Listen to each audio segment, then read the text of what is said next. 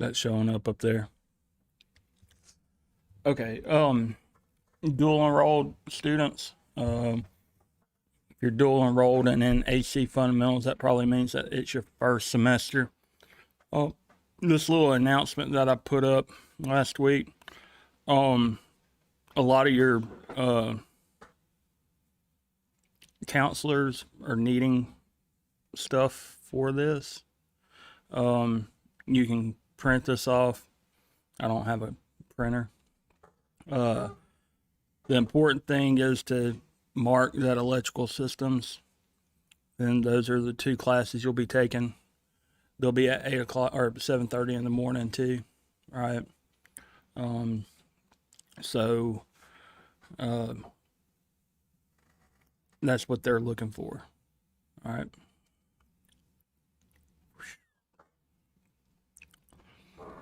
All right. What I want to do today is help us kind of get an intuitive way of looking at what those filters are doing. Okay. So, the easiest way to do this, because it's got pretty much infinite components, is every circuit. And I do recommend like getting used to using every circuit. Like I'm gonna pay for a subscription until something better comes out. Okay. Best $10 I've spent on an app before. All right. So we need a waveform. All right. So we're going to take that sine wave up there. Can y'all see this? All right. I'm going to move that ground over here. The ground is just a reference point. Okay. Old guitar pedals that used PNP transistors, which we'll talk about those in solid state probably. A lot of them have what was called positive ground, where you put a 9 volt in there and everything was referenced off of that 9 volts. Okay. It's nothing special. Like when, let me draw something for you. When the power company puts a transformer out in front of your house and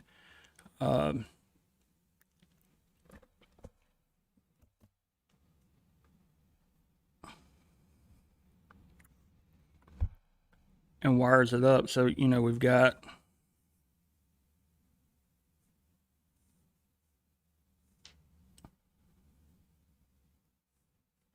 transformer up there. Okay. There's 3 lines going across the road, right? All right. Now, people think 3-phase, 3 lines. That's not necessarily the case. So if you've got 3 lines, what a phase is if you come off, it's any pair. So that pair right there would be a phase. Okay. This pair right here would be a phase. Then that would be a phase. Cool. All right. So it's coming off of 2 lines. And what they do is they balance it. So like every neighborhood, has a transformer, has 3 transformers out there, so that, a couple of houses be fed off of one phase, a couple of houses be fed off another phase, because we pretty much use power the same, right? So everybody's getting home, cooking at the same time, lights on at the same time, lights off at the same time. And so that's the way that they can balance those 3 phases. Is instead of putting everybody in my little cul-de-sac on one phase, they try to balance that. So if you pay attention, like as you go through like a little subdivision or something, you'll see, some transformers, and they're going to be tied to different pairs. Okay. But whenever it comes out, the way the transformer looks on the ins or logically is we've got a coil of wire that's going to one phase. Okay. And then we have another transformer, or we've got another coil, and it's putting out 240. But we wrap the coil halfway, and then we put a tap on it, and then we wrap it again halfway. Okay, so the transformer's got 240 volts, but what they do is they go out and they ground the center tap. So now we've got like a positive 120 and a negative 120. Okay. Now, for our dryers and different things like that, we can just tap off of those two lines and get 240 volts. Or we can go off the neutral, which is grounded at the box, and go to one leg of that and get 120. Okay, cool. Now,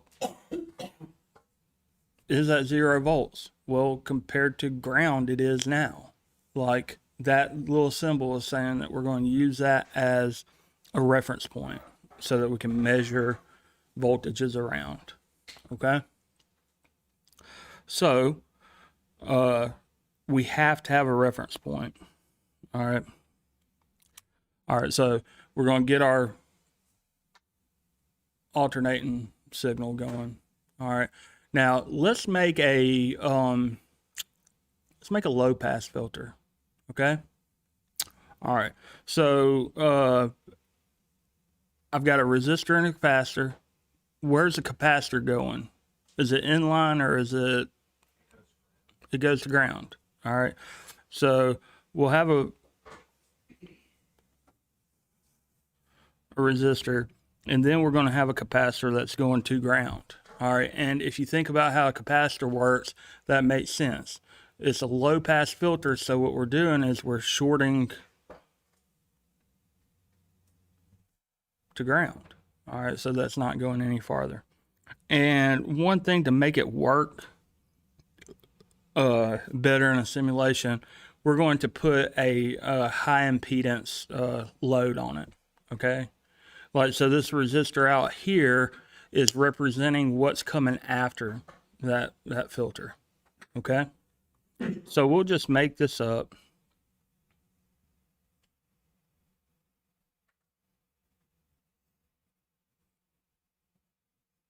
Remember, that's just our load right there. Okay. All right. Now, let's see what,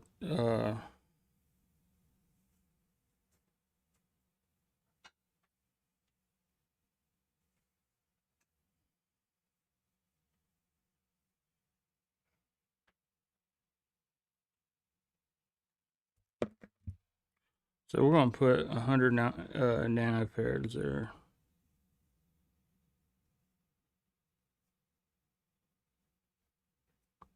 And let's see what's going on. I'm going to put an I right there. So anything that's blue is going to be our signal coming in. Whatever's green, it's going to be our signal coming out of that filter. Okay. So let's just run this the way it is right now and see what's happening. All right.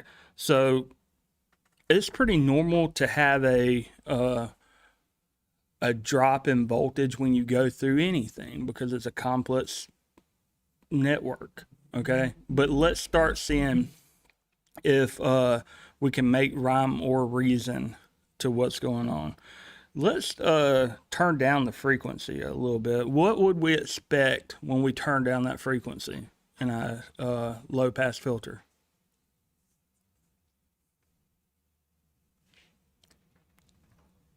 It should start kind of matching up more, right? Like it shouldn't attenuate. Attenuate's a new term that we'll be using, which means pushes it down. So it shouldn't attenuate as much, should it? So we're going to go down about half that frequency. Now,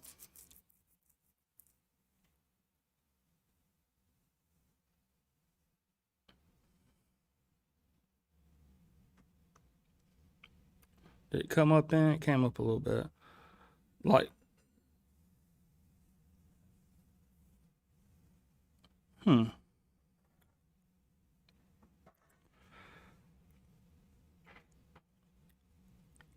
All right, so what's our cutoff frequency for 1K and 100 nanofarads?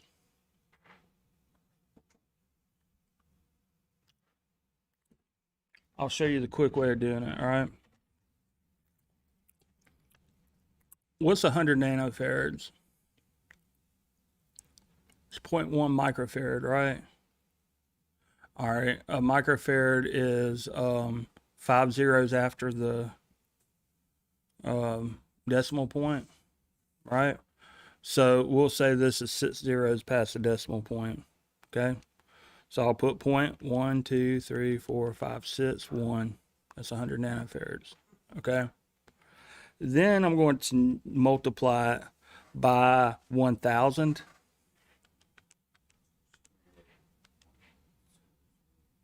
.0001. Then I need to multiply it by 2 pi, which we'll say is 6.28. Okay. Times 6.28. You know, NASA only needs like, what is it, 7 places of pi to like send a thing to Mars. All right. All right, so that gives me 0.000628, but that's not my cutoff frequency. I need to divide 1 by that number, right? So I can do the reciprocal button right there. 1592. All right. So I think I might have lost a 0, so I think it's more along the lines of like 15 hertz.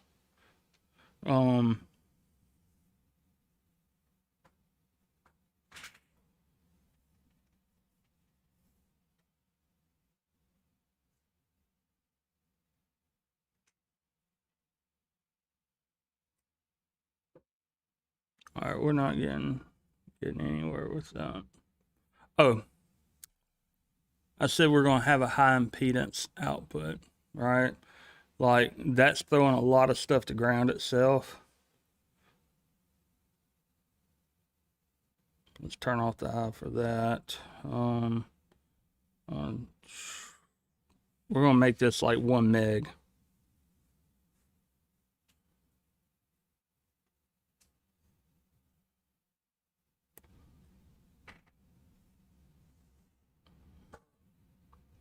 Okay, now we should be able to start seeing what happens here, right? All right, so we're already at low frequency. The blue and the red or blue and green are pretty much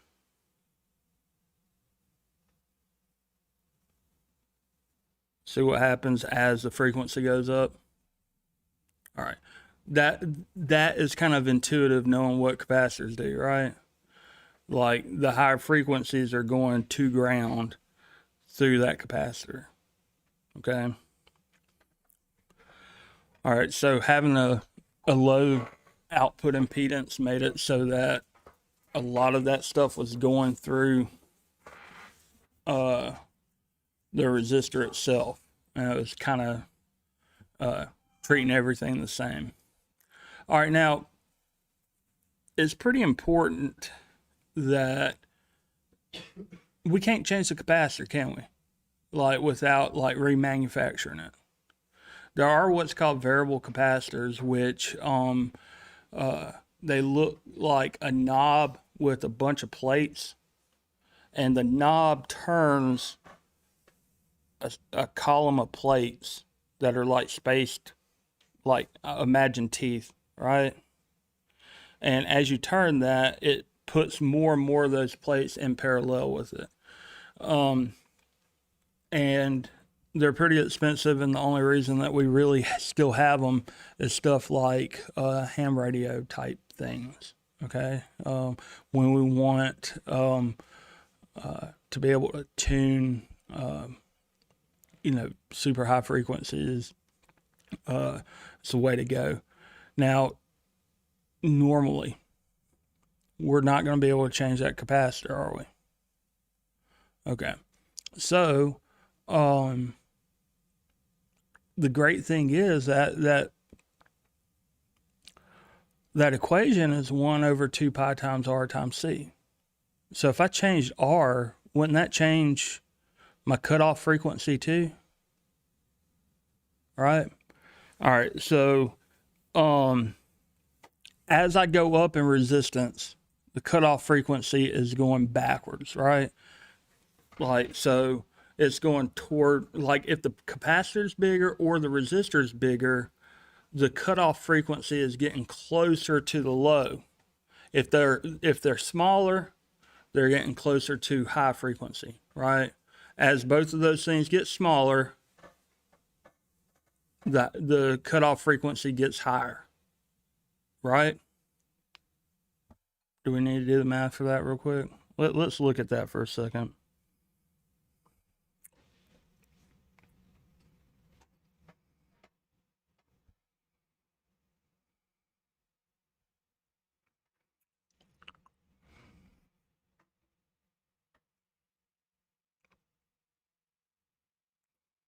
All right. So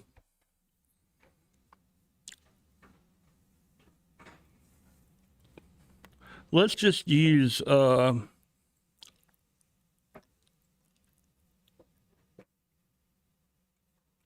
farad.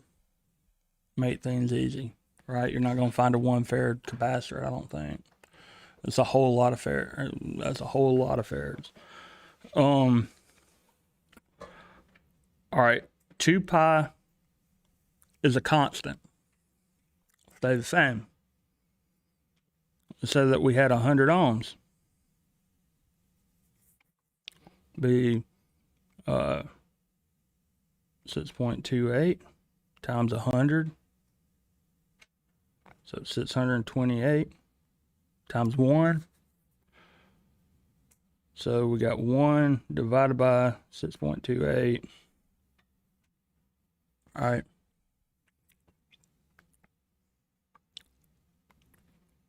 If the capacitor went up, if it went up to 2 farads, that'd be 1 over 12 or 1256 or whatever, right? So as this number goes up, the frequency goes down, doesn't it? Because it's on the bottom.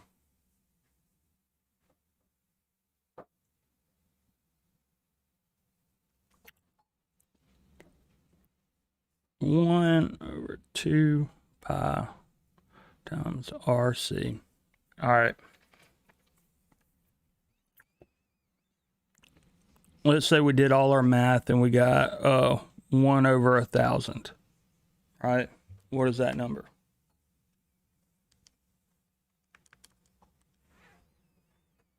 .001. Okay. Let's say we did our math and we got 1 over 2,000. That's 0.0005. So what's happening to this number as this number goes up? It's getting smaller, right? So our cutoff frequency. So we made a low pass filter, right? All right, this cutoff frequency is going this way as any of those numbers get bigger. Okay, now that's the same for a high pass and a low pass filter. It's just we're paying attention to what we're getting out versus what we're not. Like, so this is still going to move this way as either one of those components get bigger. Okay. So if we can't change the capacitor, what can we change? The resistance. So what we're going to do is we're going to kill that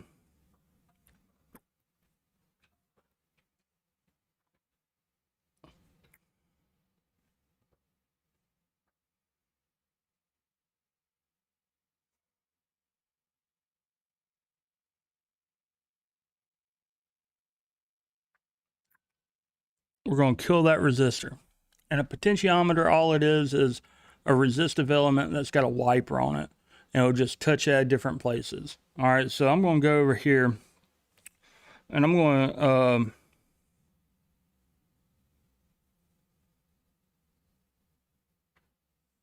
I don't know why it won't let me. Nah, that's fine. All right, so I'm going to connect here and connect here. All right, so let's get the cutoff frequency a little bit higher, right? So we can do that. Let's start off with, we've got a potentiometer. It's got 1,000 total resistance. It's showing you that it's got 500 up top, 500 on the bottom.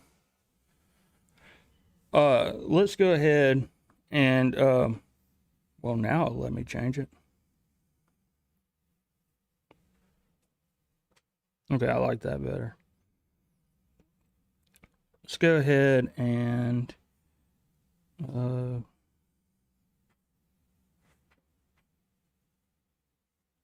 put that all, you know, as far of the way up as we can. All right, so let me get that off real quick. So it should react the way that we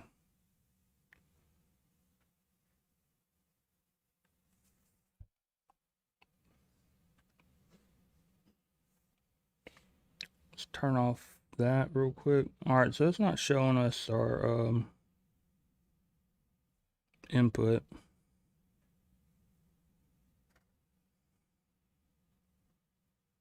The heck?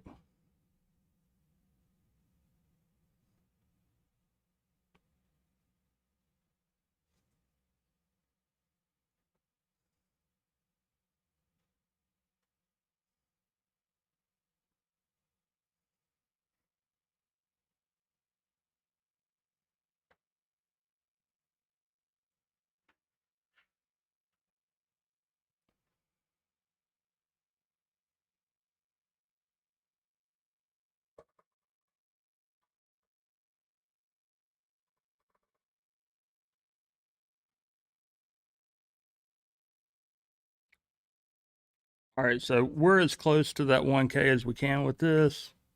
Let's go ahead and run it. All right, so let's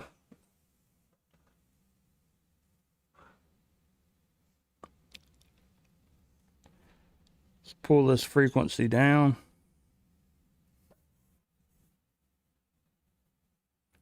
When the frequency's down, like they're working, you know, it's not attenuating the signal as much, right? All right, so we've got this frequency coming through. We want to change how much it's attenuating. We can start moving that resistor, and it's going to change the cutoff frequency, right? So as we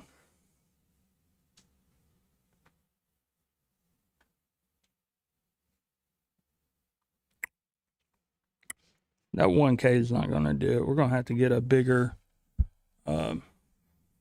resistor, or let's do a. If we want the frequency to move to the right, so that's kind of in the middle a little bit of where we hear. We're down here in the low frequencies. We want to move it to the right. What do we need to do with the resistor or the capacitor? Decrease them. So the easiest thing right now, I said that, you know, in the real world, we can't really change that capacitor, but we're not in the real world right now.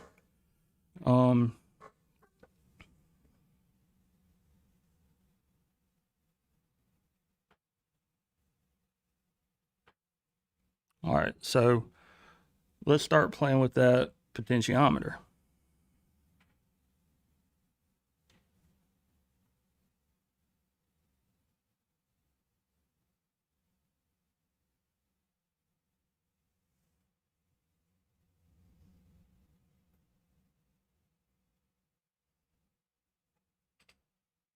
Give me just a second. This joker won't.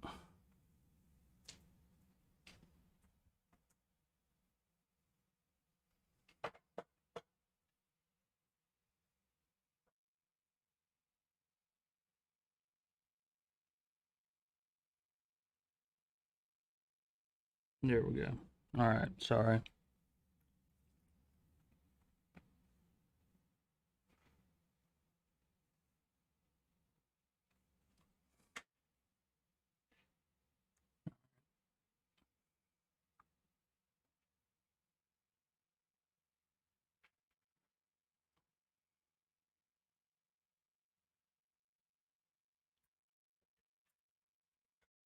All right.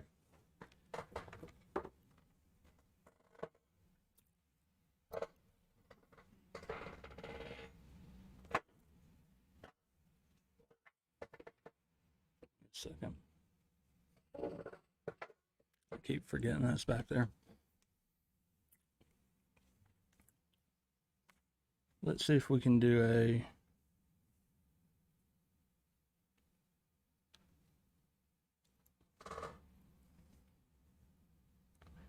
There we go. All right, so it's attenuating, right? Frequency went up. Now, we make this resistance bigger. The place that starts attenuating is farther to the left when you're thinking about frequency going up as you go to the right. Okay, so as I start turning this up, it should start attenuating even more, right? All right, so instead of changing the frequency or the capacitor, which we can't do, like by having a potentiometer in there, we can start attenuate, figuring out what frequency we want to attenuate, right? And that, when you're building a guitar pedal or a guitar amp or something like that, like this would be a good example of the knob that you turn for highs, right? So as you turn it down, less and less of the highs are getting through, right? Now, what do we need to do to make this a high pass filter?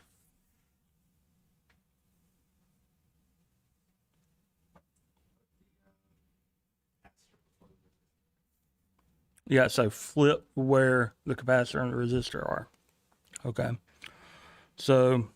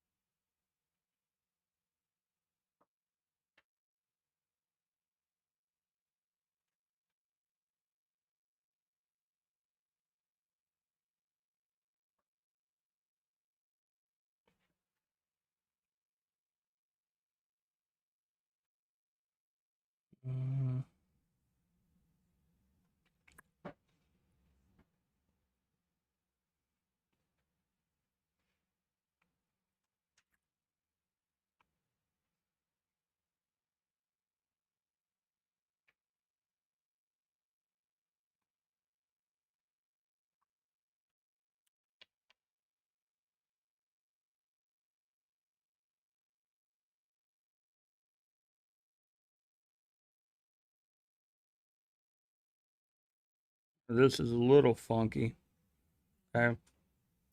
Just because I can't get it to.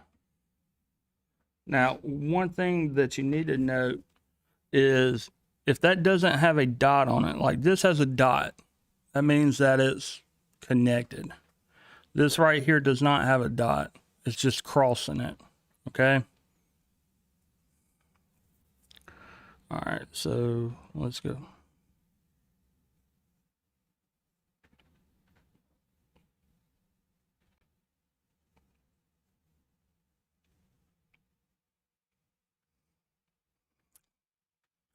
All right, so we made this a what?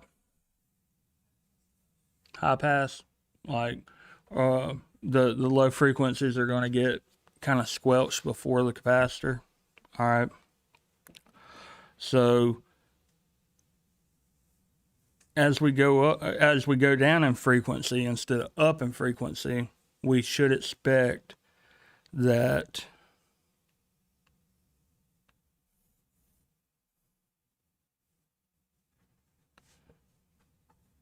the output should go down, right? And as we turn this up,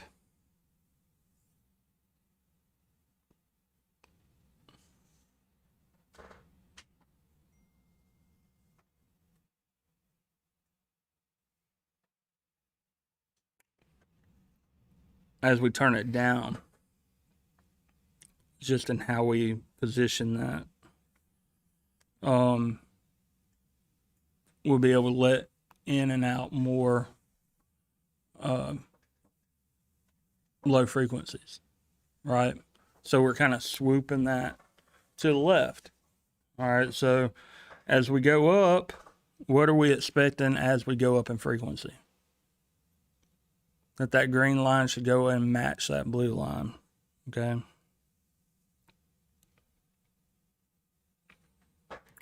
Okay, so I'm not adding anything to labs. How many of y'all have finished with the labs that I put back up there?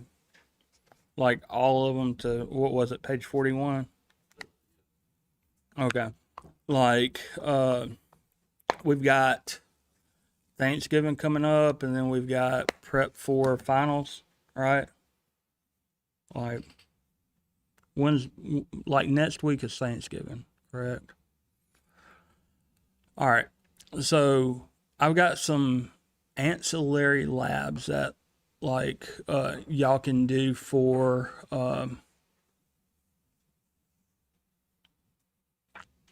I don't think anybody needs any bonus points right now, but to get more out of your education. Okay. So I'd like you to play around with this, right? Make sure that you get everything turned in that you're supposed to get turned in. But I also wouldn't mind if y'all learned how to solder in this class. Okay? Like, it's pretty fun.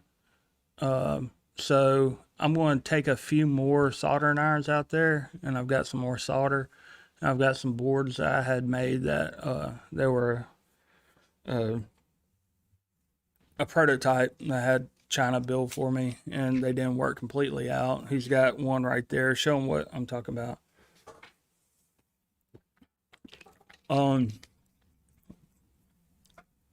If you're out of stuff to do, I want to show you how to solder.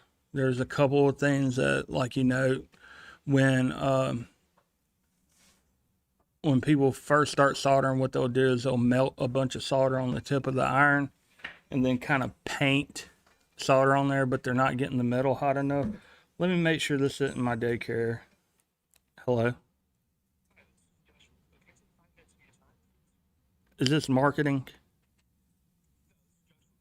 Oh, hey. Okay, hey, I'm in front of a class right now. Can you call me back in 5 minutes? Oh, no, you're good. All right. I don't know how to get my personal number. All right, but I'm gonna let you go in a second. All right. Uh, you don't paint with the solder. You put a little solder on the tip to help transfer the heat better, because it'll spread out. It'll give you more surface area.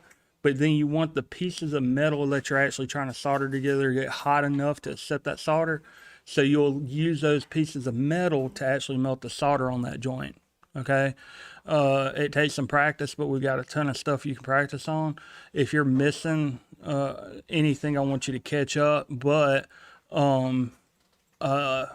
for everybody else, I want you to learn that. And I'm also going to bring in a couple of things for us to put together, like some actual high pass and low pass filters and different things that we can actually hear and play with. So if you are done, I still got some fun things that we can do. Okay. All right. Y'all have a good one.